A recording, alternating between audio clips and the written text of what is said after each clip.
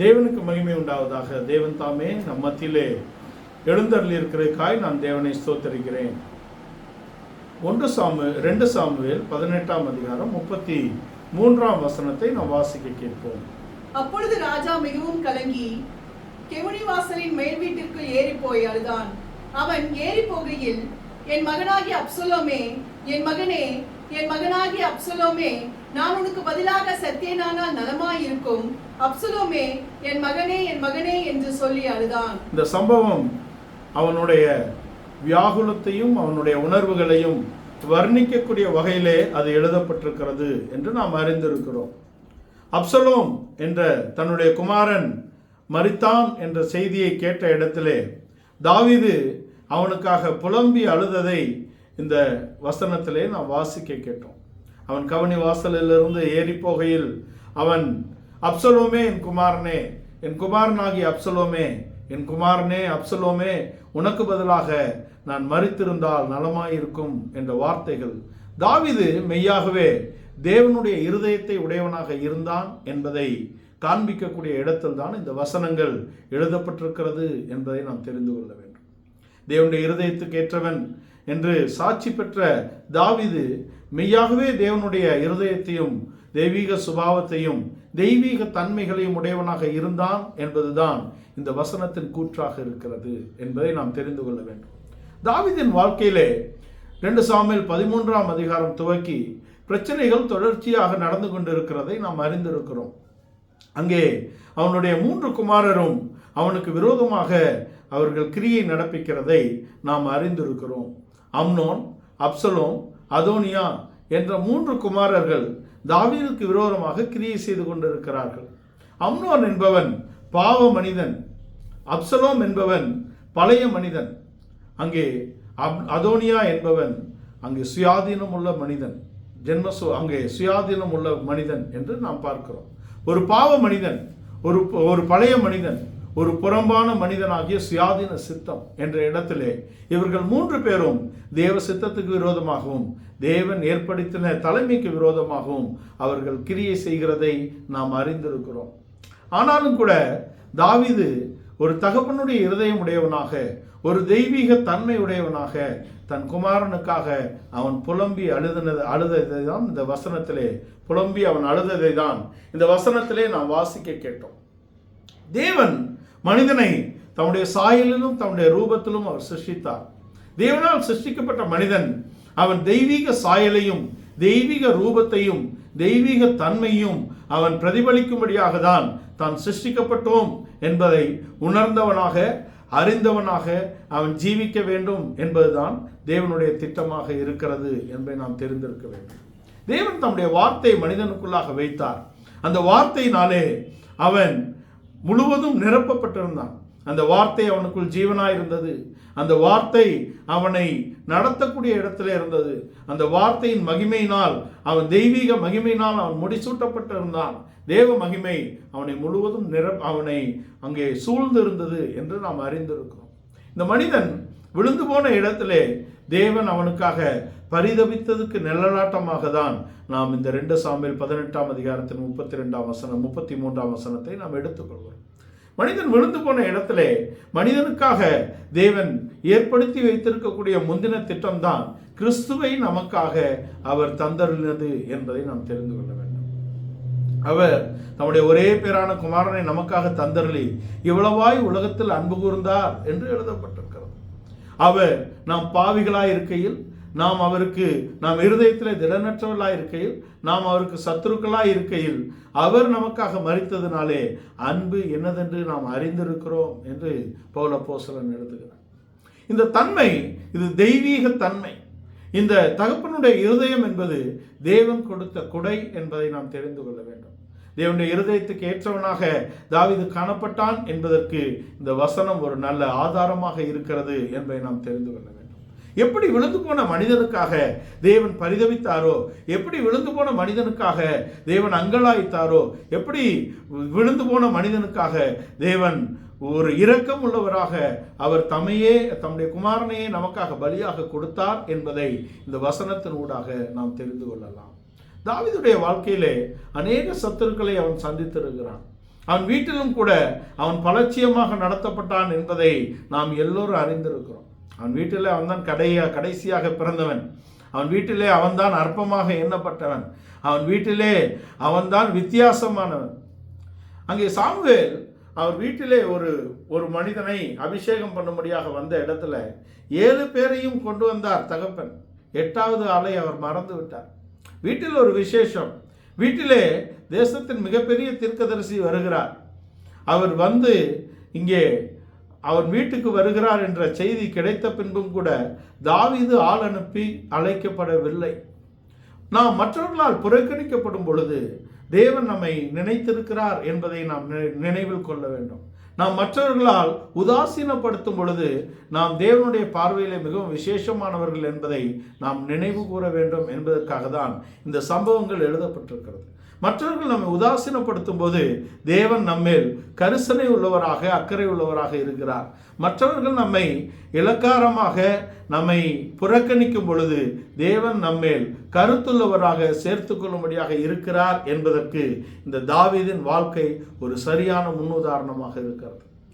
அங்கே அவனுடைய வீட்டிலே அபிஷேகம் பண்ணும்படியாக சாமுவேல் வந்த இடத்துல 7 குமாரரும் கடந்து போனாலும் தேவன் இவன் அல்ல என்று சொல்லிவிட்டார்.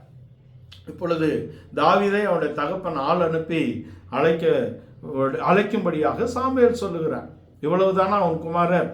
இன்னும் ஒருவன் இருக்கான், அவனை ஆள் அனுப்பி கொண்டு வா என்று சொன்ன இடத்துல அவன் சிவந்த மேனி உள்ளவனாகவும் அவன் அழகுள்ளவனாகவும் அவனுடைய அழகு அங்கே வர்ணிக்கப்பட்டிருக்கிறது. அப்போ இவ்வளவு அழகுள்ள ஒருவன் இவனா அப்படின்னா நீ அவனுடைய வெளித்தோட்டத்தை பார்க்கிறாய் அல்ல, என்னுடைய திட்டம் அவனிலே பெரியது. நான் அவனுடைய உள்ளான மனிதனை, இருதயத்தை நான் பார்க்கக்கூடிய இடத்துல இருக்கிறேன் என்று அவர் கொண்டு வருகிறார். இருதயம் என்பது மிகவும் முக்கியமான ஒரு உறுப்பு என்று நாம் தெரிந்து கொள்ள. உள்ளான உறுப்புகளிலே ராஜ உறுப்புகள் மனிதனுக்கு இருக்கிறது. ஆனால் அவைகளிலே இருதயம் ஒரு மேன்மையானது என்பதை நாம் தெரிந்து கொள்ள வேண்டும். நீங்கள் மூல பாஷையிலே நீங்கள் பார்த்தால் அங்கே மூளை இருதயம் என்று தனித்தனியாக இருக்காது. அங்கே அவர்கள் எப்படி கருத்து வைக்கிறார்கள்னா upper heart, lower heart, upper heart, lower heart. நீங்கள் மருத்துவத்திலும் நீங்கள் போய் பார்த்தால் இருதயம் நினைவுகளை வைத்து தக்க வைக்கக்கூடிய இடத்தில் இருக்கிறது. அதனால தான் வேதமும் சொல்லுகிறது, மனதின் யோசனைகள் இருதயத்தின் தியானம். நினைவுகளை உள்ளடக்கக்கூடிய ஒரு தன்மை இருதயத்துக்கு கொடுக்கப்பட்டிருக்கிறது என்பதை பல ஆராய்ச்சிகளிலும் மருத்துவ உலகம் கண்டிருக்கிறது. நான் ஒரு மருத்துவரிடம் பேசி கொண்டிருக்கும்போது அவர் சொன்னார், ஒரு மனிதனுக்கு இருதய மாற்று அறுவை சிகிச்சை செய்யப்பட்டது. அந்த மனிதனுக்கும் இசைக்கும் எந்த விதமான சம்பந்தமும் இல்லை. ஆனால் அந்த இருதயத்தை கொடுத்த மனிதனுடைய தன்மை, அவன் இஸ் அ மியூசிஷியன், அவன் ஒரு இசையிலே ஒரு வல்லுநனாக இருக்கிறான். அவன் அந்த இருதயத்தை கொடுத்த மனிதன் இறந்து விட்டார். அவர் அதற்கு முன்பாக வயலின் என்ற இசைக்கருவியை இசைப்பவராக இருந்தார். ஆனால் இருதயம் பொருத்தப்பட்ட மனிதன் அப்படிப்பட்ட எந்த தன்மையும் இல்லாதவர். ஆனால் சில காலங்களிலே அவருக்கு இசையின் மேல் ஈடுபாடு இசை கருவிகளை வாசிக்கக்கூடிய இடத்திலே தன்னை அவர் மாற்றிக்கொண்டார் என்று அவர் சொன்னார். இதை குறித்த காரியங்கள் அங்கே வலைத்தளங்களிலும் இருக்கிறது, வெப்சைட்ஸில் இருக்குது, நீங்கள் கூகுள் பண்ணி பார்த்தா கூட தெரியும் அப்படின்னு சொன்னார். இதை எதற்காக சொல்லுகிறேன் என்றால், இருதயம் என்பது மிக முக்கியமான ஒரு உறுப்பு. தேவன் முகத்தை அல்ல இருதயத்தை காண்கிறார் என்றால் இருதயத்தின் நினைவுகள். நல்ல மனிதன் தன் பொக்கிஷமாகி இருதயத்திலிருந்து நல்லவைகளை எடுத்து காண்பிக்கிறான். பொல்லாத மனிதன் தன் இருதயமாகிய பொக்கிஷத்திலிருந்து பொல்லாதவைகளை எடுத்து காண்பிக்கிறான். அந்த மனிதனுடைய இருதயம் எப்படியோ அவனுடைய வாயின் வார்த்தைகளும் அப்படியே இருக்கிறது. இவைகள் எல்லாம் வேதம் சொல்லக்கூடிய தத்துவங்கள். இந்த தத்துவார்த்தமான உண்மைகளை நாம் புரிந்து கொள்ளக்கூடிய இடத்தில்தான் போதனைகள் இருக்கிறது என்பதை நாம் தெரிந்து கொள்ள வேண்டும். தேவன் ஒரு தகப்பனாக மனிதனை சிருஷ்டித்தார். அதனால்தான் நாம் எப்பொழுதும் சொல்லுகிறபடி லூக்கா எழுதின சுவிசேஷம் 3ஆம் அதிகாரத்தின் கடைசி வசனத்திலே ஆதாம் தேவனுடைய குமாரன் என்று சொல்லப்பட்டிருக்கிறது. பென் ஆதாம் தேவனுடைய குமாரன் என்றுதான் அங்கே மொழிபெயர்த்திருக்க வேண்டும். தேவன் ஒரு தகப்பனுடைய இருதயம் உள்ளவராக, மனிதனுக்காக பரிதபிக்கக்கூடியவராக, மனிதனுடைய விழுகைக்காக அவர் வேதனைப்படக்கூடிய இடத்திலே அவர் இருந்தார் என்பதை நாம் தெரிந்து கொள்ள வேண்டும். தேவதூதர்களுடைய விஷயத்திலே அவர் அப்படி அல்ல. தேவதூதர்கள் வேலைக்காரர்கள். ஆனால் நாமோ தேவனுடைய குமாரர் என்ற இடத்திலே நாம் கொண்டு வரப்பட்டிருக்கிறோம். அதுதான் இந்த முக்கியத்துவம். தாவீது தனக்கு விரோதமாக கிரியை செய்த அப்சலோமுக்காக கண்ணீர் வடித்தான் என்பது தெய்வீகத்தை காண்பிக்கிறது என்று நான் ஏன் சொன்னேன் என்றால், முன்னே மனதினாலே சத்துருக்களாக இருந்த நம்மை பரிசுத்தரும் குற்றமற்றதும் கண்டிக்கப்படாத ஜீவியத்துக்கு உட்படுத்தும்படியாக தம்முடைய மாம்ச சரத்திலேப்பட்ட மரணத்தினாலே நம்மை தேவனோடே அவர் ஒப்புரவாக்கி இருக்கிறார் என்று கிறிஸ்துவை குறித்த சுவிசேஷத்தை பற்றி கொலோசியர் நிருபக்காரர் கொலோசியர் 1 அதிகாரத்தின் 20-21 வசனங்களிலே அவர் எழுதுகிறார். கொலோசியருக்கு எழுத நிருபம் 1 அதிகாரம் 20-21 வசனத்திலே, முன்னே அந்நியராயும் மனதிலே துர்க்கிரையினாலே அவருக்கு சத்துருக்களாய் நாம் இருந்தோம், அவருக்கு விரோதமாக நாம் இருந்தோமே, அவருக்கு விரோதமாக கிரியை செய்தோமே, இருள் அதிகாரத்திலே இருந்தோமே, அநீதிக்கு அடிமைகளாக இருந்தோமே, உலகத்திலே தேவனற்றவர்களாக இருந்தோமே, நம்பிக்கையற்றவர்களாக இருந்தோமே, வாக்குத்தத்தத்துக்கு அந்நியராக இருந்தோமே, கிறிஸ்துவை சேராதவர்களாக இருந்தோமே, நம்மை தேவன் கொண்டு சேர்க்கும்படியாக அவர் விரும்புகிறார். அதற்காக தான் நம்முடைய ஒரே பேரான குமாரனை நமக்காக தந்தருளி இவ்வளவாய் உலகத்தில் அன்பு கூர்ந்தார் என்றால், உலகத்தில் அல்ல, உலகத்தில் உள்ள நம்மேல் அவர் அன்பு கூர்ந்தார். உலகத்திலிருந்து நாம் மீட்டு எடுக்கப்பட்டு கொண்டு வரப்பட்டிருக்கிறோம் என்பது இதில் தான் வெட்ட வெளிச்சமாக இருக்கிறது. தேவன் அவருக்கு விரோதமாக சத்துருக்களாக இருள் அதிகாரத்தில் இருந்த நம்மை அவர் விடுதலையாக்கும்படியாக ஒரு அன்பை கொண்டிருந்தாரே, இதுதான் தெய்வீகத்தின் தன்மை, இதுதான் தேவனுடைய இருதயம். இதைதான் தாவீது தன் ஜீவியத்திலே வெளிப்படுத்தினான் என்பதை நாம் தெரிந்து கொள்ள வேண்டும். இங்கே அம்னோனுடைய விஷயத்திலே அவன் செயல்படவில்லை, அவன் நீதி செலுத்தவில்லை என்ற குற்றம்தான் அப்சலோமுக்கு அம்னோனை கொலை செய்வதற்கு ஏதுவாக காரியமாக மாறிவிட்டது. அம்னோன் அவனுடைய அப்சலோமின் சகோதரிக்கு அவள் ஸ்டெப் சிஸ்டர் இல்லையா, அவளுக்கு அவன் நிலைத்த அநீதி இவனுக்கு ஒரு கோபத்தை கொண்டு வந்தது. அப்பா இதுக்கு எதுவுமே செய்யலையே, ராஜாவாகவும் இதுக்கு எதுவுமே அவர் செய்யலையே, அப்பாவாகவும் ராஜாவாகவும் தாவீது ஏன் அது அங்கே அங்கே அப்சலோமின் சகோதரிக்காக பழிவாங்கக்கூடிய இடத்தில் இல்லை என்றால், அவன் பையன்னு விட்டுட்டாரா அம்னோனே? அப்படி எடுத்துக்கலாமா? பையனை விட்டாலும் மகளுக்காக அவன் கொண்டிருக்க வேண்டும் என்பது அப்சலோமுடைய கருத்து. ராஜா என்று எடுத்துக்கிட்டாலும் அந்த மகள் ராஜாவின் குமாரத்திற்காக அவனை கொண்டிருக்க வேண்டும் என்பது அப்சலோமுடைய தனிப்பட்ட கருத்து. ஆனால் நாம் பேசக்கூடிய ஒரு ராஜா அத்தனை சுலபமாக நாம் பேசக்கூடிய ஒரு ராஜா அல்ல என்பதை நாம் தெரிந்து கொள்ள வேண்டும். தாவீது தேவனால் சிருஷ்டிக்கப்பட்ட முன்குறிக்கப்பட்ட ஒருவன், தேவனுடைய இருதயத்துக்கு ஏற்ற ஒரு மனிதன். அவன் தெய்வீக சட்டங்களை கை கொள்ளக்கூடிய ஒருவனாக இருந்தான்.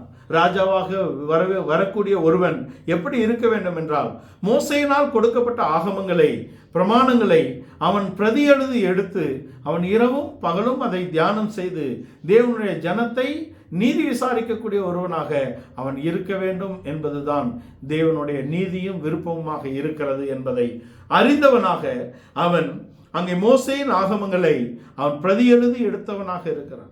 மோசேயின் ஆகமத்திலே நீங்கள் 2 சாட்சி இல்லாமல் ஒருவனையும் நீங்கள் நியாயம் தீர்க்க முடியாது என்ற இடத்திலே இங்கே ஒரே சாட்சி தான் இருக்கிறது. அப்சலோமின் சகோதரி அங்கே அவள் பாதிக்கப்பட்ட இடத்துல அவள் மாத்திரம்தான் வாய்மொழியாக சொல்லுகிறாள். இதை கொண்டு ஒரு தகப்பனாக அவன் பழி வாங்கினால் ராஜாவாக அவன் நீதியை நிலைநிறுத்த முடியாது என்ற இடத்திலே அவன் பிரமாணத்துக்கு கட்டுப்பட்டுதான் அதை அவன் செய்யாமல் இருந்தான் என்பதும், அவன் தேவன் அதற்கு பதில் செய்வார் என்ற இடத்திலே அவன் அமைதியாக இருந்ததையும் நாம் அறிந்து கொள்ள வேண்டும். தன்னை எதிர்த்த, தனக்கு விரோதமாக வந்த தன்னுடைய சிங்காசனத்தை எடுத்து போட்டு தன்னை அவமானப்படுத்தின அப்சலோமுக்காகவே ஒரு தகப்பனாக அவன் அழுவான் என்றால், அவன் அப்சலோமின் சகோதரிக்காக எவ்வளவு அழுதிருப்பான், அவன் அம்னோனின் மரணத்துக்காக எவ்வளவு அழுதிருப்பான் என்பதை நாம் அறிந்து கொள்ள வேண்டும், நான் புரிந்து கொள்ள வேண்டும்.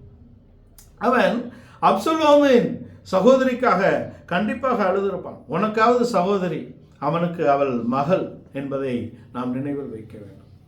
இந்த மேலான அதிகாரத்துக்கு கீழ்ப்படுங்கள், மேலான எந்த அதிகாரமும் தேவனால் அல்லாமல் வரவில்லை என்று எழுதின இதே பவுல் அப்போஸ்தலன் தான் ரோமர் 9 அதிகாரத்தில் சொல்லுகிறார், என் ஜனத்துக்காக நானே அங்கே ஆகாதவனைப் போல தள்ளப்பட்டால், என் ஜனங்கள் சேர்த்து கொள்ளப்பட்டால் அது எனக்கு நல்லதாக இருக்கும் என்று எழுதுகிறார். ரோமருக்கு எழுதின நிருபம் 9ஆம் அதிகாரத்தின் முதல் 2 வசனத்தை நாம் வாசிக்க கேட்போம்.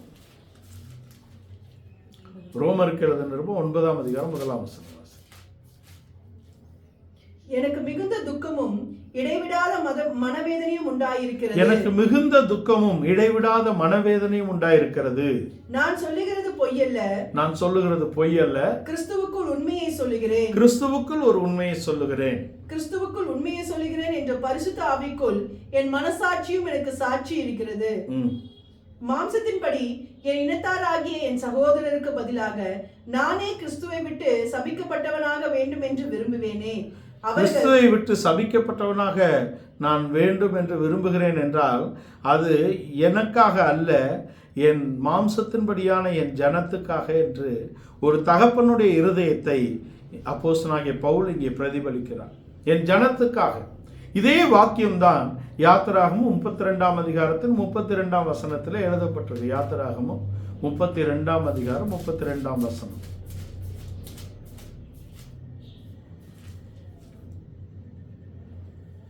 ஆகிலும் தேவரீர் அவர்கள் பாவத்தை மன்னித்தருள்வீரானால் என்னை மன்னித்து ஆகிலும் தேவரீர் அவர்கள் பாவத்தை மன்னித்தருள்வீரானால் மன்னித்தருளும், இல்லாவிட்டால் நீர் எழுதின உம்முடைய புஸ்தகத்தில் இருந்து என் பெயரை கிறுக்கி போடும் என்றான்.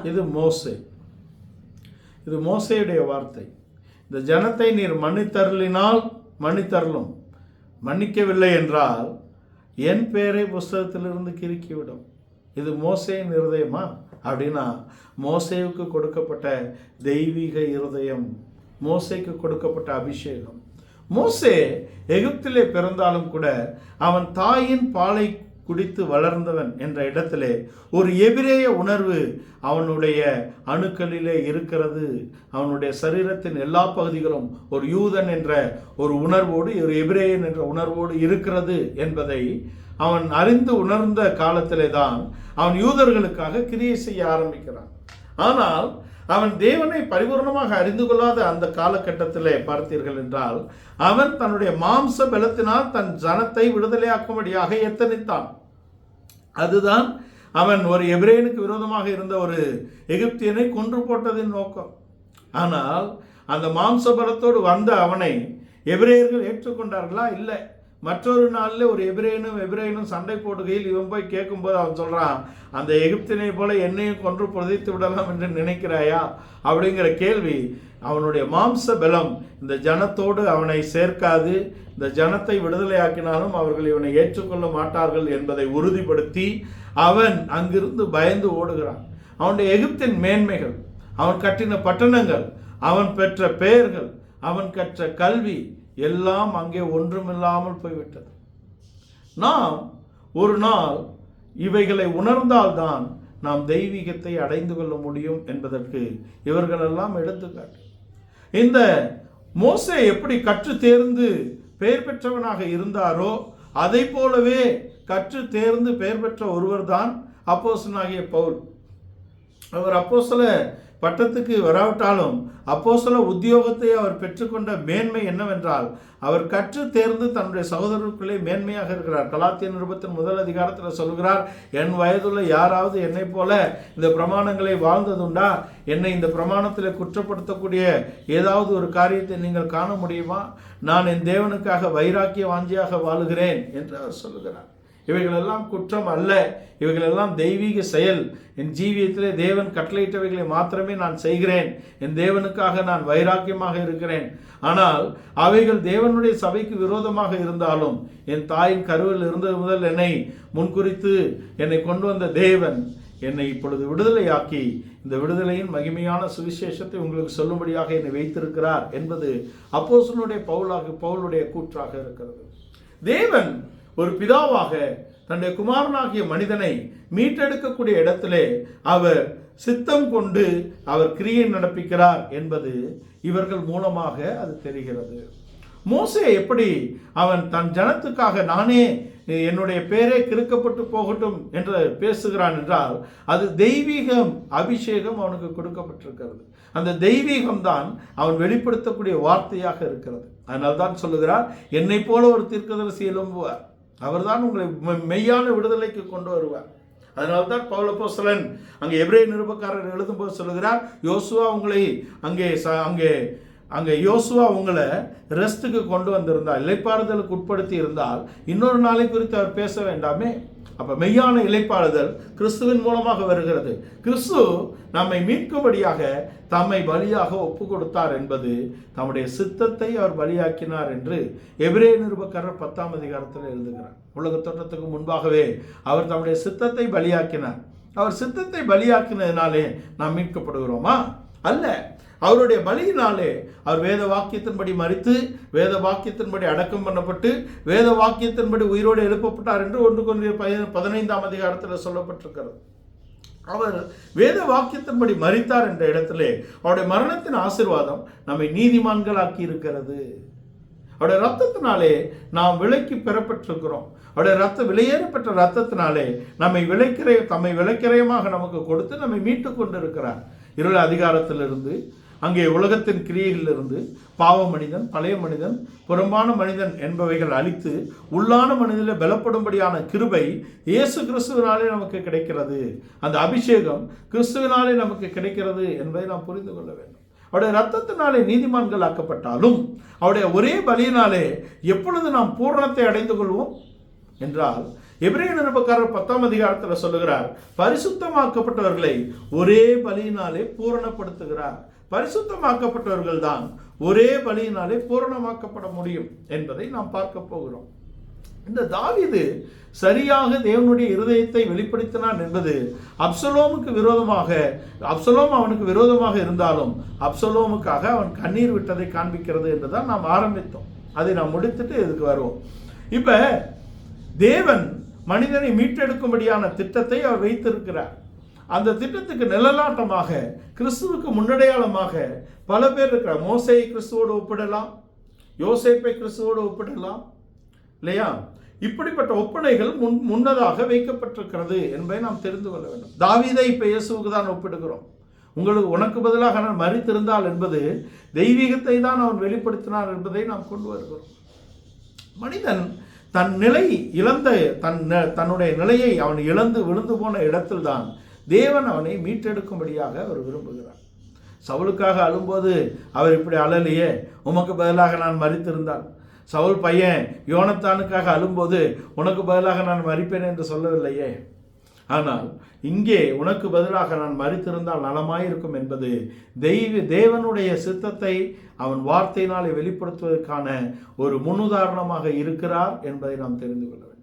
மனிதனுடைய விழுகையிலே மனிதனை தூக்கி எடுக்கும்படியாக தேவன் விரும்புகிறார். அதற்காக தான் இந்த பலியை கொடுத்தார். இந்த பழைய மனிதன், பாவ மனிதன், பழைய மனிதன், புறம்பான மனிதன் என்ற 3 குமாரரும் தாவீதுக்கு விரோதமாக கிரியை செய்கிறார்கள் என்பதை நாம் அறிந்திருக்கிறோம். இந்த பாவ மனிதனாகிய அம்னோனை இங்கே பழைய மனிதனாகிய அப்சலோம் தான் பழிவாங்கக்கூடிய இடத்திலே வந்தான். அவன் பழிவாங்கின பின்பும் கூட அவனுடைய கோபம் தீரவில்லை. அவன் தகப்பனை அவன் அவமதித்து, அவன் தகப்பனை அவமானப்படுத்தக்கூடிய இடத்திலே அவன் வந்து விட்டான். நம்ம அப்பா தானே அப்படின்ற ஒரு உணர்வு அவனுக்கு இல்லை. நம்முடைய ராஜா என்ற உணர்வும் அவனுக்கு இல்லை. தேவனால் ஏற்படுத்தப்பட்ட மனிதனுக்கு விரோதமாக நாம் கை தூக்குகிறோம் என்ற எந்த விதமான உணர்வும் அவனுக்கு இல்லாதபடிக்கு தன் நீதியை அவன் கெட்டியாக பிடித்து கொண்டு தனக்கு சரி என்று தோன்கிறதை செய்யக்கூடிய, தன்னுடைய உணர்வுகளுக்கு முக்கியத்துவம் கொடுத்து பழிவாங்கக்கூடிய ஒரு பொல்லாத ஒரு மகனாக அவன் மாறி போகிறான். ஆனாலும் இந்த அம்னோனுக்காகவும் இந்த அப்சலோமுக்காகவும் அதுக்கு பின்பாக அதோனியா என்பவன் தன்னைத்தானே ராஜாவாக ஆக்கி கொண்டான். அவனே சொல்லிட்டான், நான் தான் ராஜா. அவனுக்கும் ஆட்கள் சேருது. அவனோடையும் கொஞ்சம் பேர் போய் பந்தி இருக்கிறாங்க. அவனுக்கும் அபிஷேகம் பண்ணுறதுக்கு ஆசாரியர் இருக்காங்க. தனக்குத்தானே சாட்சி சொல்லிடுவான், நான் பூர்ணமாக வளர்ந்து விட்டேன், நான் ராஜாவாக வரப்போகிறேன், என்னை தகப்பனாக ஏற்றுக்கொள்ளுங்கள், என்னோடு வந்து சேர்ந்து கொள்ளுங்கள், பல வருடம் தாவீது சொல்லாத பல ரகசியங்களை நான் உங்களுக்கு சொல்லித் தருகிறேன் எல்லாம் சொல்லுவான். அவனுடைய பேச்சிலே இருக்கக்கூடிய தன்மை அவனுடைய இருதயத்திலே இல்லை என்பது அவன் தன் தகப்பனுக்கு விரோதமாக எழும்பினதே காண்பிக்கிறது. இதுதான் சுயாதீன சித்தம். தன் சித்தத்துக்கு முக்கியத்துவம் கொடுத்து விட்டான். ஆனால் இந்த பழைய மனிதன் தன் தகப்பனை அவமானப்படுத்தக்கூடிய இடத்திலே இருக்கிறான். ராஜா வெறுங்காலா நடந்து போகிறார். தன் அரண்மனையை விட்டு வெறுங்காலா நடந்து போன ராஜா. ஆனால் அந்த ராஜாவை, அந்த தகப்பனை இழிவாக பேசக்கூடிய ஒரு இருதயம் படைத்தவன் தான் இந்த குமாரன் அப்சலோம். இவன் குமாரனா என்ற கேள்வியை நாம் வைக்கக்கூடிய அளவில் தான் அவன் வாழ்க்கையே இருக்கிறது என்பதை நாம் தெரிந்து கொள்ள வேண்டும். அவனுக்கும் ஆள் இருக்காங்க, அவனுக்கும் ஆலோசனைக்காரர் இருக்கிறாங்க, அவனுக்கும் ஆசாரியர்கள் இருக்கிறாங்க, அவனுக்கும் ஆலயம் இருக்குது, அவனுக்கும் கூட்டம் இருக்குது, அவன் பேசுகிறத கேட்கறதுக்கும் ஆள் இருக்கு. அப்படிங்கிற இடத்துல அவன் வாழ்க்கை வாழுகிறான். ஆனால் இவன் மேல் இரக்கம் உள்ளவனாக தகப்பன் இருப்பதற்கு காரணம், மனிதன் மேல் தேவன் கொண்ட இரக்கம் என்பது அவனை நேரடியாக நியாயத்திற்கு கொண்டு போகாதபடிக்கு அவன் ஒரு நாள் திருந்துவதற்கான எல்லா விதமான சந்தர்ப்பத்தையும் எல்லா மனிதருக்கும் நீதியாக செய்யக்கூடிய தேவனாக இருக்கிறார். ராஜா இப்போ வெறுங்காலா போகிறார். ராஜா வெறுங்காலா போகும்போது ஒன்றுமில்லாத பயல்கள் எல்லாம் கூட பேசக்கூடிய இடத்தில் தான் அவருடைய வாழ்க்கை இருக்கிறது. ஏன் போகணும் ராஜா அரண்மனையை விட்டு? அவர் உயிருக்கு ஆபத்து அவருக்கு தானேங்க தெரியும். அவருக்கு இருக்கிற பிரச்சனை அவருக்கு தானே தெரியும். நீ ஈஸியாக கேட்கலாம். அப்படி ஒரு கூட்டம் ஏன் போனார்? இன்னொரு கூட்டம் அவர் போனது சரிதான், அவருக்கு இதெல்லாம் நடக்க தான் வேணும் அப்படின்னு ஒரு கூட்டம். சிமேயி அங்கிருந்து பேசுகிறான், இரத்த பிரியனே. யார? தாவீதை பார்த்து அவன் கூப்பிடக்கூடிய வார்த்தை என்ன? இரத்த பிரியனே. ஏன்னா இவருக்கு அந்த இன உணர்வு. ஒரே கோத்திரம். யாரு? சவுலும் இவரும் ஒரே கோத்திரம். கீசின் மகனை கொண்டு போட்டாயே. கீசின் மகன் ஆடு மேய்த்த ரகசியம் வரலாற்றிலேயே இல்லை. பல பேர் அதை கண்டுபிடிச்சிருக்காங்க. கீசின் மகன் ஆடு மேய்த்தார், ஆட்டை தேடி கொண்டு போனார், பேசுகிறவங்களாம் இருக்காங்க. அப்போ இந்த கீசின் மகனுக்காக, சவுலுக்காக வைராக்கியம் பாராட்டக்கூடிய ஒரு ஆள். அவன் வைராக்கியம் பாராட்டி, இவ்வளவு நாள் உன்னை விட்டு வச்சிருக்காங்களே, அதை கூட நினைக்காதபடிக்கு அவன் ராஜாவை தூஷிக்கக்கூடிய இடத்துல இருக்கிறான். ராஜாவை தூஷித்தது மாத்திரமல்ல, ராஜா திரும்பி வரும்போது இவன் தான் ஆள் ஓடி போய் அவரை ராஜாவே வாங்க, எல்லா நாடகம் ஆடுவான் இல்லையா? அவன் சந்தர்ப்பவாதி. கேமலியான் கேட்டிருக்கிற கேமலியான், அந்த பச்சோந்தி கூட நிறத்தை மாற்றுவதற்கு சமயம் எடுக்கும். ஆனால் இன்னொரு ஸ்பீசிஸ் இருக்குது. That species is called an alien species. அது இங்கே எப்படி வந்ததுன்னே தெரியாது. அப்படிங்கிற ஒரு உயிரினம் இருக்கிறது. அது சட்டென தன் நிறத்தை மாற்றிக்கொள்ளும். அது ஆக்டோபஸ். ஆக்டோபஸ் பார்த்தீங்கன்னா அது தன்னுடைய காரியத்தை உடனே மாற்றக்கூடிய இடத்துல கிரியை செய்யும். அதன் கைகள் துண்டிக்கப்பட்டாலும் உடனே அதனுடைய கைகள் உடனே வளரக்கூடிய இடத்துல இருக்கு. அதனால தான் அதை ஏலியன் ஸ்பீசஸ்ன்னு சொன்னாங்க. அதை போல நிறம் தன்மை மாறக்கூடியவர்கள் இருக்கிறாங்க. தலையில் தூக்கி தான் அவங்கள கொண்டு போவாங்க, மேடையில் பின்ன நிறுத்திடுவாங்க. அவர்கள் தலையில் தூக்கி கொண்டு போகிறார்கள் என்று நாம் நினைத்து விட முடியாது. தலையில் தூக்கி கொண்டு போகிறார்கள் என்று நாம் நினைத்து விட முடியாது என்பதை நாம் தெரிந்து கொள்ள வேண்டும். அது நிறம் மாறும் நிலையற்ற மனிதனுடைய வாழ்க்கை. இது விழுந்து போன மனிதனுடைய தன்மைகள். இதை வைத்து கொண்டு ஒரு ஆவிக்குரிய ஜீவியம் ஜீவிக்கலாம்ன்றது சாத்தியமற்ற ஒன்று. நாம் ஒருவேளை பாவம் செய்யாமல் இருக்கலாம், நம்முடைய பாவ மனிதனை நாம் அழித்து இருக்கலாம். பழைய மனிதன் இருக்கிறானே, சுபாவங்களிலே மாற்றம் இல்லையே, பேச்சிலே மாற்றம் இல்லையே. எவ்வளவோ உபதேசங்களை பேசுகிறோம், எவ்வளவோ சத்தியங்களை பேசுகிறோம். எங்களுக்கு நிகர் யாரும் இல்லை என்ற அளவுக்கு நாம் சத்தியங்களை பேசுகிறோம். எங்களை விட பெட்டரா பேசுகிறவங்க இந்தியாவில் இருந்தால் கண்டுபிடிச்சு சொல்லுங்க அப்படின்னு சொல்கிற அளவுக்கு பேசக்கூடியவர்கள் இருக்கிறார்கள், இல்லை என்று சொல்லவில்லை. மூத்தவர்கள் இருக்கட்டும்.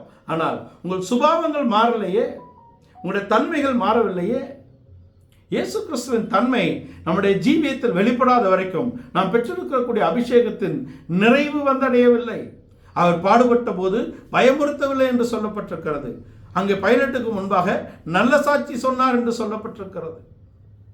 அவரை குறித்த தீர்க்க தரிசனங்கள் கடைசி நேரம் வரைக்கும் அவர் நிறைவேற்றி முடித்திருக்கிறார். தெய்வீக தன்மையை அவர் வெளிப்படுத்தி காண்பித்திருக்கிறார்.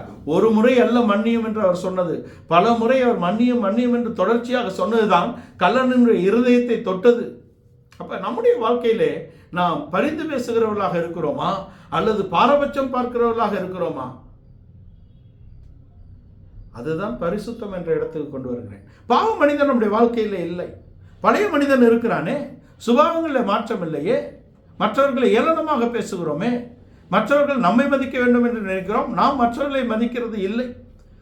மனிதர்கள் உங்களுக்கு என்ன செய்ய வேண்டும் என்று நீங்கள் நினைக்கிறீர்களோ அவைகளை நீங்கள் முதலில் அவர்களுக்கு செய்யுங்கள் என்பது இயேசு கிறிஸ்து சொன்னது இல்லையா? அதை நாம் செய்கிறது இல்லை. ஒருவேளை நீங்கள் பழைய மனிதனை கூட அழித்திருக்கலாம், ஆனால் அங்கே புறம்பான மனிதனை அழிக்கவில்லையே. புறம்பான மனிதன் என்பது நம்முடைய சுயாதீன சித்தம். நாம் விரும்புகிறதையே செய்கிறோம், நாம் விரும்புகிறவர்களே விரும்புகிறோம், நம்மை நேசிக்கிறவர்களே நேசிக்கிறோம், நமக்கு சரி என்று படுவதையே நாம் செய்கிறோம். தேவ சித்தத்துக்கு நாம் ஒப்பு கொடுக்க வேண்டும். பழைய மனிதன், பாவ மனிதன், புறம்பான மனிதன் நம்முடைய ஜீவியத்திலே அழிக்கப்பட வேண்டும். ரோமர் 5:6 அங்கே பழைய மனிதன் இருக்கிறான். 2 தெசலோனிக்கரிலே பாவ மனிதன் அழிக்கப்பட வேண்டும். 2 கொரிந்தியர் 4 கடைசியிலே எங்கள் புறம்பான மனிதனானது அழிந்து உள்ளான மனிதனிலே நாளுக்கு நாள் பலப்படுகிறோம் என்பதாக இருக்கிறது. அந்த உள்ளான மனிதனில் பலப்படுவது தான் நம்மளை ஒரு பரிசுத்த ஜீவியத்துக்கு கொண்டு வருகிறது. பரிசுத்த ஜீவியம் என்றால் என்ன? பாவம் செய்யாமல் இருக்கிறோம், சரி. ஜென்ம சுபாவங்களை அழித்திருக்கிறோம், சரி. புறம்பான மனிதன் என்ற இடத்திலே சுயாதீன சித்தத்தை நாம் களைந்திருக்கிறோமா? சுயாதீன சித்தத்தை களைந்தவர்கள் எப்படி இருக்க வேண்டும்? நமக்குள்ளே ஒரு மனம் இருக்கிறதா? நமக்குள்ளே ஒருமைப்பாடு இருக்கிறதா? ஆவியிலே ஒருமைப்பாடு இருக்கிறதா? யாரையும் பகைக்காமல் இருக்கிறோமா? மற்றவர்களை நாம் நேசிக்கிறோமா? மற்றவர்களிடத்தில் விகல்பம் இல்லாத ஒரு ஜீவியம் நமக்கு இருக்கிறதா? ஒரு திறந்த மனப்பான்மையோடு இருக்கிறோமா? நாம் செய்த குற்றங்களை நாம் அறியாதபடிக்கு, உணராதபடிக்கு மற்றவர்களுடைய குற்றங்களை எடுத்து மேன்மையாக, பெருமையாக அவர்களை குற்றப்படுத்தி பேசுகிறோமே. ஒரு காலகட்டத்தில் நம்முடைய ரகசியங்கள், நம்முடைய வாழ்க்கைகள், நம்முடைய முந்தின காரியங்களை அறியாத ஒரு கூட்டம் நம்மகிட்ட வந்த உடனே நாம் வானத்திலிருந்து குதித்த பரிசுத்தவான் போல் பேசக்கூடாது. நாம் முந்தின பாவி என்பதை நினைவு கொள்ள வேண்டும். கிறிஸ்து நம்மை தூக்கி எடுத்தார் என்பது நம்முடைய நினைவில் இருக்க வேண்டும். அது இந்த ஜென்மம் அழியும் வரைக்கும் இருக்க வேண்டும். அப்பதான் இந்த ஜென்மத்தில் மாறுதல் உண்டாகும். அது இல்லாதபடிக்கு இந்த ஒருமைப்பாடு, தனித்து ஒரு கோதுமை இருந்தால் அது அப்பமாகுமா? தனித்து ஒரு திராட்சை இருந்தால் அது ரசமாகுமா? அந்த திராட்சை வாடி அது ரைசினப்படும், உலர்ந்த திராட்சையாகிவிடும். இந்த கோதுமை ஒன்றுத்துக்கும் உதவாமல் போயிடும். கூட்டு முயற்சி, ஆவியின் ஒருமைப்பாட்டை காத்துக்கொள்ள ஜாக்கிரதையாக இருங்கள். ஏன் சொன்னார்? அந்த ஒருமைப்பாட்டில் தான் நீங்கள் கிறிஸ்துவின் வளர்ச்சியை அடைய முடியும். கிறிஸ்துவின் இடத்தில் பாரபட்சம் இல்லை. அவர் எல்லோருக்காகவும் அவர் தன்னை கொடுத்தார். விருப்பமுள்ளவர்கள் கிறிஸ்துவை சார்ந்து கொள்ள முடியும். முன்குறிக்கப்பட்டவர்கள் மாத்திரமல்ல, முன்குறிக்கப்பட்டவர்கள் they are privileged, they are chosen. அவர்கள் முன்குறிக்கப்பட்டிருக்கிறார்கள், அவர்கள் ஒரு பிரத்யேகம் கொடுக்கப்பட்டிருக்கிறது. ஆனால் அவர் எல்லோரும் வருவதற்கு அவர் ஆயத்த, ஒருவரும் கெட்டு போகாமல் ரட்சிப்பை அடைய வேண்டும் என்பது தேவ சித்தம். அது ஒரு தகப்பனுடைய இருதயம். அதை தான் தேவன் நம்முடைய ஊழியர்களுக்கு கொடுத்திருக்கிறார். அவருடைய மனது எங்களுக்கு கையளிக்கப்பட்டிருக்கிறது. கிறிஸ்துவின் மனது எங்களுக்கு கையளிக்கப்பட்டிருக்கிறது. கிறிஸ்துவின் அன்பு எங்களை நெருக்கி ஏவுகிறது என்று பவுல் அப்போஸ்தலன் எழுதுகிறார். அதை தான் நான் மோசேயோடு ஒப்பிட்டு சொன்னேன். எவ்வளவு யுத்தங்களை கற்றவன்! ஒரு யூதனை, ஒரு எகிப்தியனை கொல்ல அவன் சற்றும் யோசிக்கவில்லை. ஆனால் 32 அவனுடைய வார்த்தை என்ன? யாத்திரா 32 என்ன? என் ஜனத்துக்கு பதிலாக என் பேரை கிறுக்கிவிடும். ஒரு தகப்பனுடைய சுபாவம் வராதபடிக்கு நீங்கள் ஒரு நாளும் தேவனுடைய ஒரு அன்பான சுபாவம், தெய்வீக ஒரு இருதயம், இந்த அபிஷேகம் இல்லாதபடிக்கு நீங்கள் எத்தனை தான் சத்தியங்கள் பேசினாலும், உயர்வான ரகசியங்களை நீங்கள் கொண்டு வந்தாலும் அதனாலே பிரயோஜனம் என்ன? நியாயப்பிரமாணத்தை கேட்கறதுனாலே நாம் நீதிமான்களா? நியாயப்பிரமாணத்தை பிரசங்கிக்கிறதுனாலே நாம் நீதிமான்களாகிவிட முடியுமா? நியாயப்பிரமாணத்தை கை கொண்டால்தான் அந்த நீதிக்கு நம்மை தேவன் கொண்டு வர முடியும். நியாயப்பிரமாணத்தின் நீதியை காட்டிலும் மேலான ஒரு நீதியை கிறிஸ்து கொண்டு வந்திருக்கிறார் என்று நாம் சொல்லுகிறோமே. நியாயப்பிரமாணத்தின் நீதியை தம்முடைய சரீரத்தில் நிறைவேற்றின பின்புதான் அதை கொண்டு வருகிறார். அவரிடத்தில் ஒரு விதமான பட்சபாதம் இல்லை. வேதபாரகரோ பரிசேயரோ ஒரு சாதாரண ஆளோ அல்லது ஒரு விளக்கப்பட்ட ஒரு இடத்திலிருந்து வந்த ஒரு ஸ்திரீயோ அல்லது ஒரு விபச்சாரியோ யார் வந்தாலும் அவர் ஒரே தன்மையில் அவர் இருக்கக்கூடிய இடத்துல இருக்கிறார். அதுதான் கிறிஸ்துவின் தன்மை. அவரிடத்தில் பாரபட்சம் இல்லையே, அவரிடத்தில் பாரபட்சம் இல்லை. அந்த ஒரு ஸ்திரீ புறவினத்தாராகிய ஒரு ஸ்திரீ வந்து தன் பிள்ளைக்காக சுகத்தை கேட்டபோது கூட நீ நாய் என்று அவர் சொன்னது யூதர்களுடைய மேன்மையை சுற்றி காட்டி இவளை சொன்னார். இன்னொரு பக்கம் அவளுடைய சுயம் உடைக்கப்பட்டு அவள் அங்கு ஒப்பு கொடுத்து தன் பிள்ளைக்கான சுகத்தை அவள் வாங்கி கொண்டு போகிறாள், அந்த கானானிய ஸ்திரீ.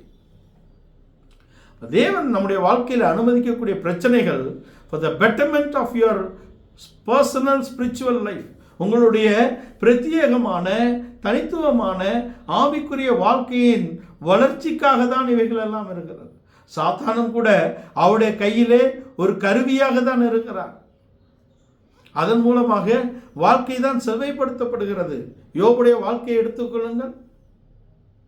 அவனை தீமைக்காக தேவன் அனுமதிக்கவில்லை, யோபை மீட்டெடுக்கும்படியாக தான். யோபுடைய அந்த காரியங்கள், அவனுடைய வாழ்க்கையில் உள்ள குறைபாடுகள் நீக்கப்படும்படியாக தான் அவன் அங்கே அனுமதிக்கப்படுகிறான் என்பதை நாம் தெரிந்து கொள்ள வேண்டும். நம்முடைய வாழ்க்கையில் வரக்கூடியவைகள் ஒன்றில் நாம் இச்சையினால் இழுப்புண்டு அதில் சிக்கிக்கொள்ளுகிறோம். இல்லை என்றால் அது ஏன் கிறிஸ்தவத்தில் இப்போ ஏன் நம்முடைய வாழ்க்கையில் இவைகள் வருகிறது என்ற ஆராய்ச்சியே இல்லை. எப்படியா விடுதலையானால் சரிதான் அப்படின்னு போயிடுறோம்.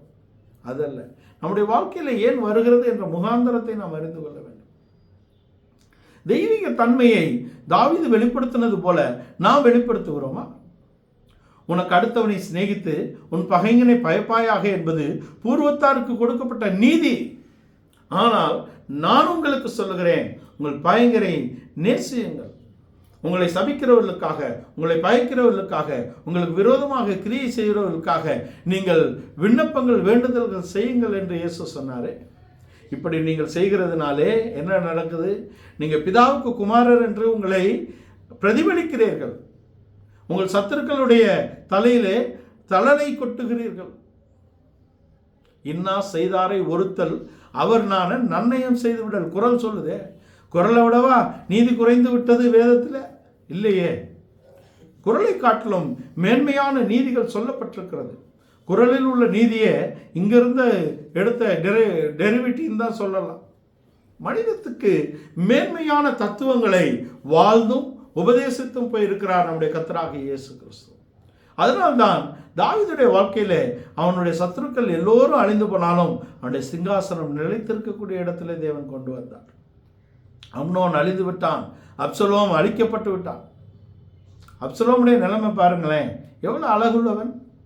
தந்திரமா அப்பா கிட்ட பேசுறான். தந்திரம். எல்லா சகோதரையும் முடித்து கட்டுவதற்கு உன் தந்திரங்கள் செய்து செய்து ஒரு நாள் இவனே தகப்பனை விட்டு தூரம் போய் அங்கே ஒரு அவலமான நிலைக்கு போய்விட்டான். வானத்துக்கும் பூமிக்கும் நடுலே அந்தரத்தில் தொங்குகிறான் அப்சலோம். நீ எப்படி சகோதரரெல்லாம் நைஸா பேசி குத்தி கொலை பண்ணியோ சகோதரனை, அதை போலவே உனக்கு ஒருத்தன் வந்தான். ராஜாவே உன்னை காப்பாற்றணும்னு சொன்னா கூட உன்னை குத்துறதுக்கு ஒரு ஆள் ரெடி ஆயிட்டான். இல்லையா? அதுதான் விஷயம். நீங்கள் எதை விதைக்கிறீர்களோ அதை நிச்சயமாக அறுப்பீர்கள். எவ்வளவு பயங்கரமான வசனம். நீங்கள் எதை விதைப்பீர்களோ அதை அறுப்பீர்கள். அதுதான் விஷயம். அப்சலோம் இப்பொழுது அழிக்கப்பட்டான். இப்போ அதோனியா எழும்பி இருக்கார், நான் தான் ராஜா. லைட்டாக அப்பாவுக்கு உடம்பு சரியில்லைன்னா போதும், ராஜா இப்பொழுது வயோதிகனாகி விட்டார். கொஞ்சம் உடம்பு சரியில்லை, அப்படியா, நான் தான் ராஜா, எழும்பி விட்டார் அதோனியா. அவருக்கும் கூட இவர் பாருங்க, தாவீதோடு அவ்வளவு நாள் இருந்த அவருடைய தளபதி யோவாபு போயிட்டாரே. Just miss. வாயின் மதுரம் அப்படியே அவனுடைய அது என்ன சுகர் கோட்டட் லிப்ஸ், அருமையாக பேசுவார். ஒரு நாளும் உனக்கு தப்புன்னு சொல்ல மாட்டார். நீ வேணா பார், உன்னை திருத்தவோ உன்னை கண்டிக்கவோ கண்டிக்காத உன்னை திருத்தாத ஒருவர் உன்னில் அன்பு கூறுகிறார் என்பது பொய் அன்பு, மெய்யன்பு அல்ல. மெய்யன்பு என்ன? மறைவான சிநேகத்தை காட்டிலும் வெளிப்படையான கண்டித்தலே நலம். நீ நன்மையானதை பற்றிக்கொள். மூடன் நன்மையானதை எடுத்துக்கொள்ளுகிறது இல்லை. Don't advice a pool, he will have enmity on you. ஒரு மூடனுக்கு நீ புத்தி சொன்னால் அவன் உன்னை பகைப்பான். பகைக்கிறது மாற்றமல்ல, இன்றைக்கு மூடர்கள் பகைத்து தூற்றி திரிகிறார்கள். பொய்ய பரப்புவார். அதை நம்புவதற்கும் ஆள் இருக்கு. யோவாபு வந்தா அதோனியா சேர்த்துக்கிட்டார். வாங்க, நான் தான் ராஜா, வாங்க சேர்த்துக்கோ. யார் வந்தாலும் சேர்த்து கதை கேட்டு நாசமா போறது தான் இவங்க கதை. அதனாலே இப்பொழுது தாவீதுக்கு ஒரு குமாரன் வந்திருக்கிறான். 2 சாமுவேல் 7ஆம் அதிகாரத்தில் முன்குறிக்கப்பட்ட ஒரு குமாரன் பிறக்கிறான். அப்சலோ அங்கே அதோனியா இவர்கள் எல்லாம் வர முடியாது. என்னதான் போராடினாலும் அந்த சிங்காசனத்தை அபகரித்தாலும் கூட இவர்கள் நிலை பெற முடியாது. சாலமோன் என்று ஒரு குமாரன் பிறக்கிறான். அவன் அமைதல் உள்ள புருஷன். அவனுக்கு அமெரிக்கையை கட்டளையிடுவேன், அவனை அமர்ந்திருக்க பண்ணுவேன். இந்த சாலமோனை தேவன் ராஜ்யபாரத்துக்கு கொண்டு வருகிறார்.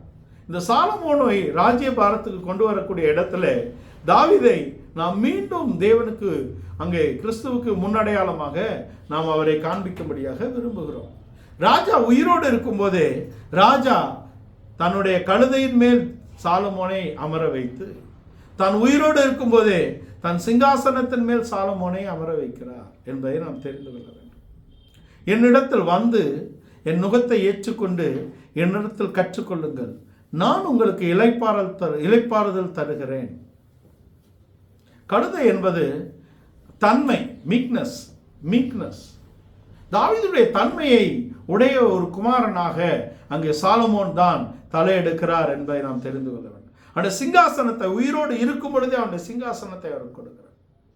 அது நம்முடைய கர்த்தராகிய இயேசு கிறிஸ்து நம்மோடு நம்மை சிங்காசனத்தில் உட்கார வைப்பதற்கு முன்னுதாரணமாக இருக்கிறது, முன்னடையாளமாக இருக்கிறது. நான் ஜெயம் கொண்டு என் பிதாவின் சிங்காசனத்தில் இருக்கிறது போல ஜெயம் கொள்ளுகிறவன் எவனோ அவனும் என்னோட என் சிங்காசனத்தில் உட்காரும்படி நான் அவனுக்கு அருட்செய்வேன் என்று சொல்லுகிறார். அதுதான் அந்த தாவீதுக்கு முன்னுதான்.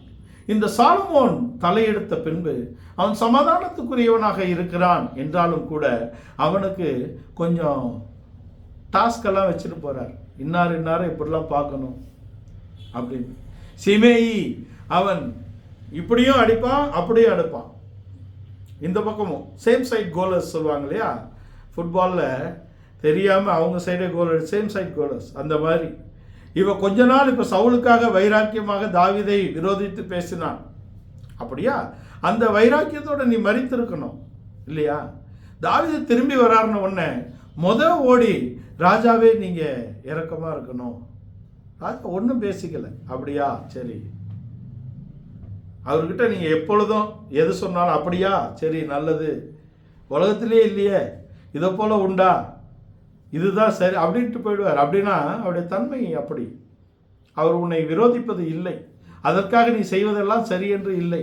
ஒரு நாள் வரும் உன்மேல் நியாய தீர்ப்பு வரும் என்பதற்கு அடையாளமாக தாவீது தன்னுடைய குமாரனாகிய சாலமோனுக்கு சொல்றாரு, நீ புத்திமான், நீ உன் ஞானத்தின்படி உன் புத்தியின்படி தேவனுடைய நடத்திப்பின்படி இவன் எல்லாருக்கும் செய்ய.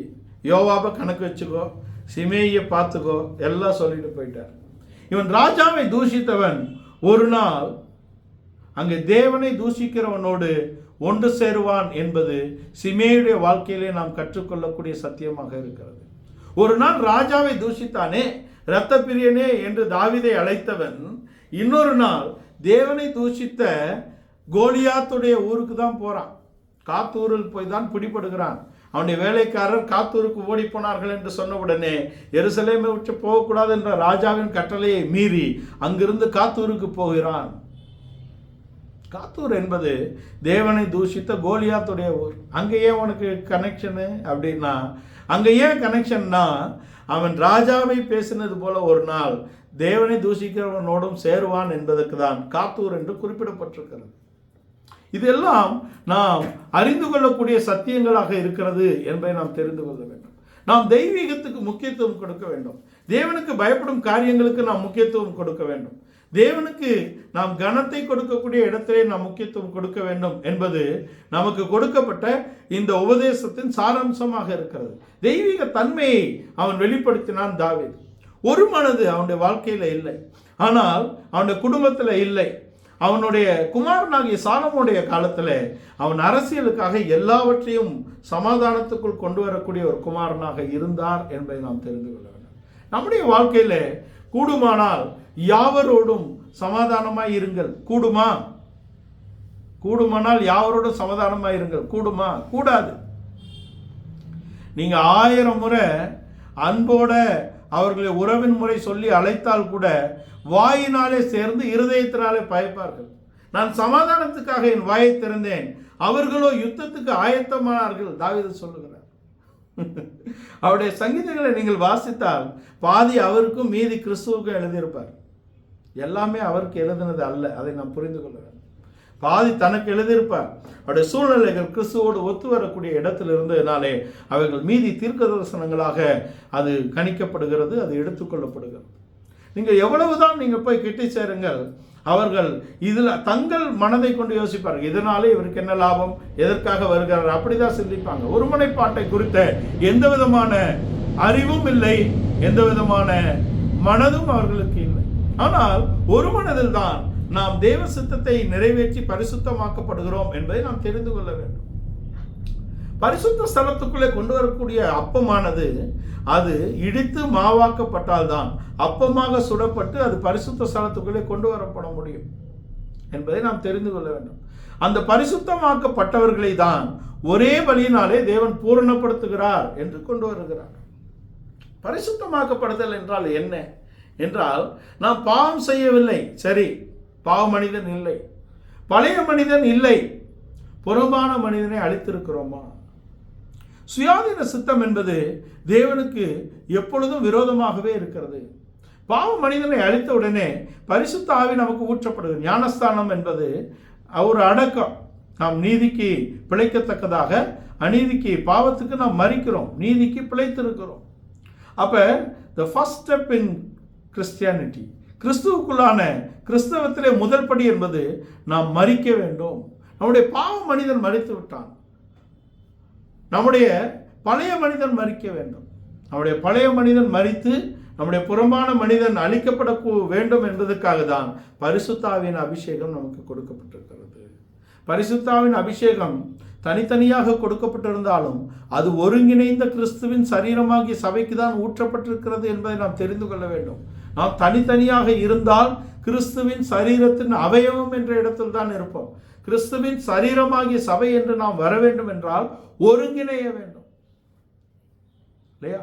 ஒருங்கிணைய வேண்டும் என்றால் அதுக்கு நாம் காரணம் நாம் வேறு பிரிவதற்கு காரணம் சொல்லணும். ஒன்று, ஜீவியத்தின் மாறுபாடு இருக்க வேண்டும், இல்லை உபதேசத்தில் மாறுபாடு இருக்க வேண்டும். உபதேசத்தில் மாறுபாடும் ஜீவியத்தில் மாறுபாடும் இருக்கிறவர்களோடு நாம் சேரக்கூடாது.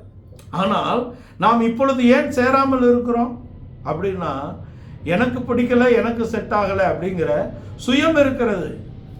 புறம்பான மனிதன் இன்னும் உயிரோடு இருக்கிறான், பழைய மனிதனை இன்னும் முற்றிலுமாக அழிக்கவில்லை. ஆனால் நாம் பரிசுத்தமாக வாழ்கிறோம் என்று உபதேசம் பண்ணக்கூடிய இடத்திலே நமக்குள்ள ஒரு துடிகரம் வந்திருக்கிறது. எப்பொழுது பரிசுத்தம் வரும்? பரிசுத்தமாக்கப்பட்டதை ஒரே பலியினாலே எப்படி அவர் பூர்ணராக்க முடியும்? ஒரே பலியினாலே எப்படி பூரணராகுவோம் என்றால், அந்த ஒரு மனதுக்குள் வந்தால்தான், ஒரே சரீரம் என்ற இடத்தில் வந்தால்தான், ஒரே பரிசுத்தம் என்ற இடத்துக்குள் வந்தால்தான். இது எப்படி இருக்கும்? தன்னை சிருஷ்டித்தவுடைய சாயலுக்கு ஒப்பாக பூரண அறிவை அடையும்படிக்கு புதிதாக்கப்பட்ட புதிய மனிதனை தரித்து கொண்டிருக்கிறீர்களே, கொலோசியர் 3:10. ஆனால் 9க்கு மேற்பட்ட வசனங்களை நீங்கள் வாசித்து பார்த்தால் நாம் அழிக்க வேண்டிய பகுதிகள் அங்கே இருக்கிறது. அதையெல்லாம் நாம் அழித்தால்தான் நாம் புதிதாக்கப்பட்ட புதிய மனிதன் என்ற இடத்துக்கு வர முடியும். அங்க வந்தா போதுமா? 14க்கு வரணும். பூரண சற்குணத்தின் கட்டாகிய அன்பை தரித்து கொள்ள வேண்டும். அன்பை தரித்து கொண்டோம் என்றால் எப்படி விகல்பம் வரும்? அன்பை தரித்து கொண்டோம் என்றால் எப்படி பகை வரும்? அன்பை தரித்து கொண்டால் எப்படி பிடிக்காம போகும்? 1 கொரிந்தியர் 13ஆம் அதிகாரத்தை நீங்கள் முழுவதும் வாசித்து பார்த்தால் 7 ஆம் என்றும் 7 இல்லை என்றும் இருக்கிறது. நாம் அன்பை மெய்யாக தெய்வீக அன்பை தேவன் நம்முடைய இருதயத்தில் ஊற்றினது மெய் என்றால் இந்த 7 இல்லை என்பது நம்முடைய வாழ்க்கையில் இருக்கக்கூடாது. 7 உண்டு என்பதை நம்முடைய வாழ்க்கையில் இருப்பதாக நாம் காத்துக்கொள்ள வேண்டும் இல்லையா? அதனால தான் கடைசியில் சொல்றாரு 13:13 1 கொரிந்தியர் 13:13 இப்பொழுதும் விசுவாசம், நம்பிக்கை, அன்பு 3 நிலைத்திருக்கிறது, இதில் அன்பே பெரியது. இந்த அன்பு தான் தாவீதுடைய வாழ்க்கையிலே பெரியதாக இருந்தது. அவன் தன்னை பகைத்த ஒவ்வொருவருக்காகவும் அவன் புலம்பல் பாடக்கூடிய இடத்திலே இருக்கிறான். 2 சாமுவேல் முதல் 2 அதிகாரங்களை நீங்கள் வாசித்து பார்த்தால் அந்த 1ஆம் அதிகாரத்தின் கடைசி பகுதியிலே அவன் புலம்பி தள்ளுகிறான். சவுலுக்காகவும் யோனத்தானுக்காகவும் அவனுடைய புலம்பல், அப்னேருக்காக அவன் புலம்பினான், அப்சலோமுக்காக அவன் அழுகிறான். அவன் பயக்கிறவர்களுக்காக நாம் கண்ணீர் வடிக்கக்கூடிய இடத்துல இருக்க வேண்டும். யூதர்கள், முழு யூத கூட்டமும் அதை சுற்றியிருந்த ஜனங்களும் கிறிஸ்துவினால் நன்மையை பெற்றாலும் அவரை பயக்கக்கூடிய இடத்திலே, அவரை சிலுவையில் அறையக்கூடிய இடத்திலே வந்தாலும் கூட அவர்களுக்காக பரிதவிக்கக்கூடிய இடத்திலே, அவர்களுக்காக கண்ணீர் வடிக்கக்கூடிய இடத்திலே அன்றைக்கு இருந்தார். எருசலேமை பார்த்து அவர் கண்ணீர் வடித்தார்.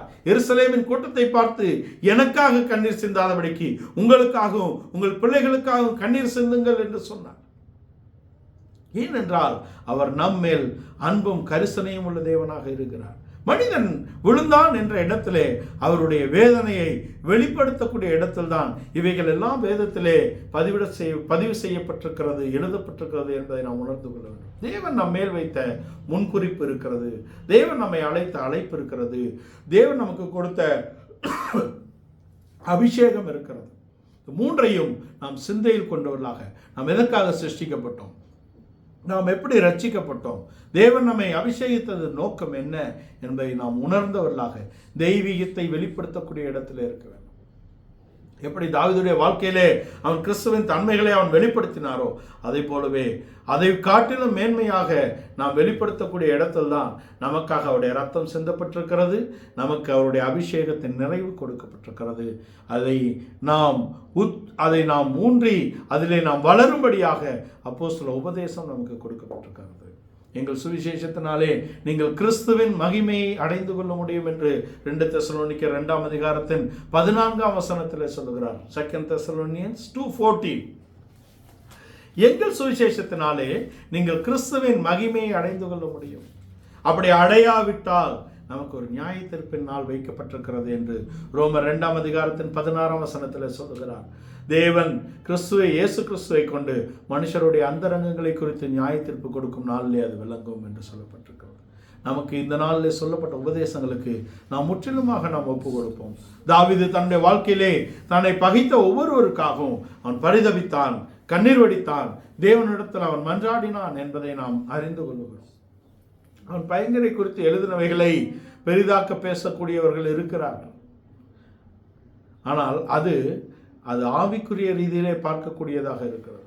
தேவனை பயக்கிறவர்களை நாம் நேசிக்க முடியாது, தேவனை நேசிக்கிறவர்களை நாம் பயக்க முடியாது. தேவனை பயக்கிறவர்களை நாம் நேசித்தால், தேவனை நேசிக்கிறவர்களை நாம் பகைத்தால், இது ரெண்டும் எதிர்மறையானது. இதை நாம் செய்தால் நாம் தேவனுடைய குமாரராக ஒரு நாள் இருக்க முடியாது. தேவன் நமக்கு பிதாவாக இருக்கிறார். தேவனால் ஏற்படுத்தப்பட்ட ஆவிக்குரிய பிதாக்கள் இருக்கிறார்கள். தேவனை நாம் கனம் பண்ண வேண்டும். தேவனால் ஏற்படுத்தப்பட்ட மேலான அதிகாரங்களை நாம் கனப்படுத்தி அதுக்கு நாம் கீழ்ப்படிய வேண்டும் என்பதுதான் இந்த செய்தியின் சாராம்சமாக இருக்கிறது. நாம் கிறிஸ்துவை பிரதிபலிக்கும்படியாகும்.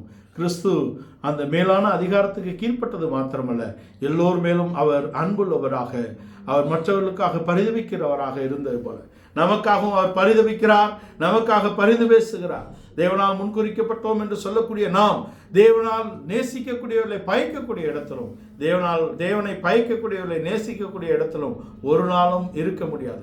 அப்படிப்பட்ட மாய்மாலமான வாழ்க்கை நம்முடைய ஜீவியத்தில் இருக்கக்கூடாது. நம்முடைய பழைய மனிதன், நம்முடைய பாவ மனிதன் அழிக்கப்பட்டது மாத்திரமல்ல, நம்முடைய புறமான மனிதனானது நாளுக்கு நாள் அழிக்கப்பட்டு நம்முடைய உள்ளான மனிதனிலே நாளுக்கு நாள் நாம் பலப்பட வேண்டும் என்பதாக இருக்கும். இந்த காலை வேளையிலே இந்த வசனங்களுக்கு முற்றிலுமாக ஒப்பு கொடுப்போம்.